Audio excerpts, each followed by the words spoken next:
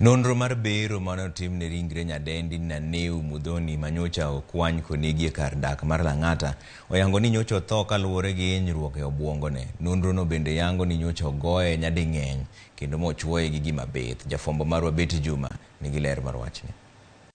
Nonro mar yango adieri e wi nek mar nyadendi Naneu Mudhoni ne ochopo nyaka e kar kano ringre mar Montezuma kama ne otime bero ne ringre.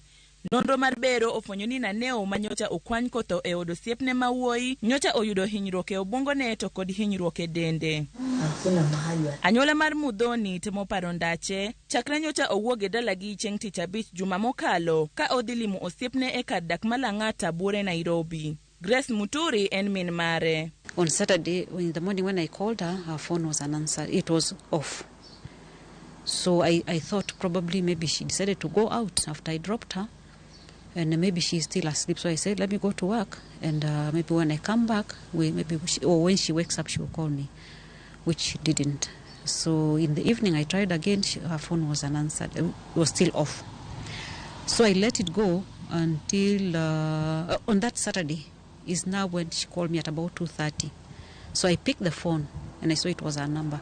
I picked the phone. I said, hello, hello, but there was nobody speaking. Menyo mare nyocha ochuotero mingi nyaka e od jagono ma osebedo osiep nyare kuom higa achiel. Kanyo ema ne orome gi buok. I was almost, what could have happened? So one policeman told me, would you like to sit? I said, yeah. So he opened his car. I sat in the car. So they told me, just cool down a little. Who are you? So I told them, I'm the mother to the girl who comes here. What is her name? I told them she's called Naneu. So one of them happened to be a Maasai. So he asked me, are you Maasai? I said, yes. So he started speaking to me in Kimasai. So he told me, okay, it is like this, ma'am. Your daughter has been murdered. And the guy who has murdered her is at large. Obila ma Lang'ata ne osechopo mar timo nonro e wi nek mar Mudhoni.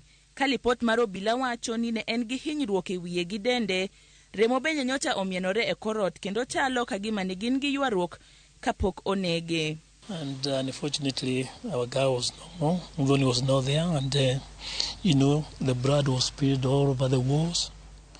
And she looked very uncomfortable. She looked very bad, and she was laying there on the couch. Familia mar Mudhoni odong' mana gi muodo lak gi ang'e ka gifwenyonwa ni Mudhoni gi Mbugua ok osebedo gi winjruok e kindgi. It has not been a very steady relationship. And I have tried severally to discourage her. Several times I have tried to discourage her. But I don't know how she keeps going back. So every time she goes, they fight. There's one time she came and she had a red eye. So I asked her, what is wrong with your eye? And she said some shampoo entered her eye. It was a lie. So this same lady I called yesterday told me, Ma'am, has Naneu ever told you that this boy beats her? Beti Juma, Ramogi TV.